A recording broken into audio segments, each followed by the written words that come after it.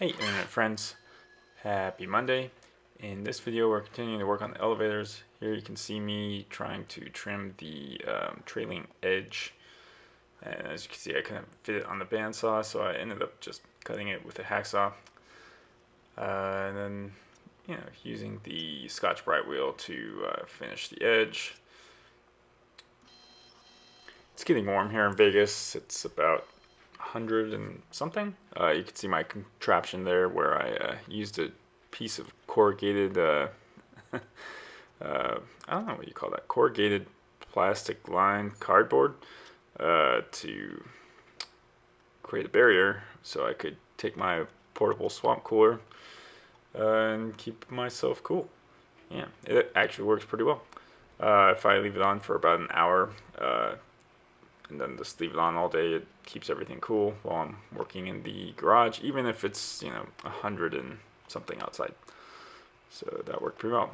Here you can see me trying to bend the closeout tab for the elevators. I still think I'm about a half a millimeter off, but I'm just gonna try to make it work. So what they tell you to do is just bend it,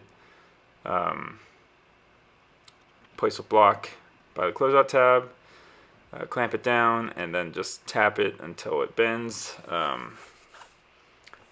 Like I said, I think I'm just a tiny bit off. When I cleco the skin, there's a tiny little ripple, but I'm just gonna press ahead and see what happens. I figure I can always rebend it somehow, or buy a new skin. I don't really want to do that, but we'll see what happens. I'm not too concerned about it right now. So, flying update, I did contact a flight school, and I'm going there today to create a training plan. And I guess first step is get my commercial. I told the story last week, but I went and looked at the RV-12, didn't end up buying it, but they gave me a demo flight, and I realized that I'm way out of currency. I actually felt uncomfortable flying. Flying that airplane. Now, I guess it didn't help that there wasn't a panel right in front of me, so I was looking over to the left to try to figure out where I was and how high I was, and I guess now I know how a CFI feels. So maybe that'll be the goal, is get my commercial and then start working on CFI. But we'll see. First I'll get commercial and try to find something to get current in. Now, I don't really have any intentions of working as a pilot. I have a day job in software, so we'll see. But just, might as well progress. If I'm going to spend the time flying, I might as well be working towards a rating, because otherwise, why spend the money? So this is interesting here.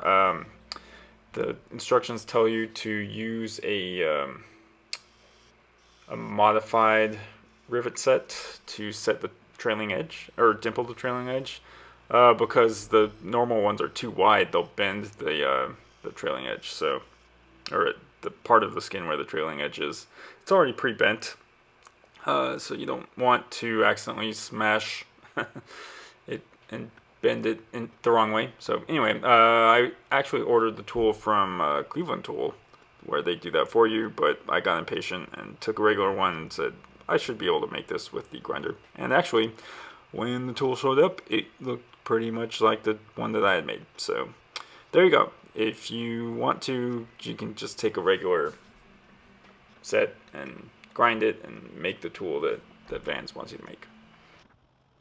I've been really trying to make progress on these elevators. It's been a little hard because I don't want to mess it up, and so I've been procrastinating, like reading the directions, doing a little thing, reading the directions again, doing a little thing. The challenge I'm finding is I only bought one tube of Pro Seal, and I need to Pro Seal like 3 different things. So I'm trying to time it all together so I can use one tube of Pro Seal on the trim tab and both elevators. Anyway, hope everyone has a great week.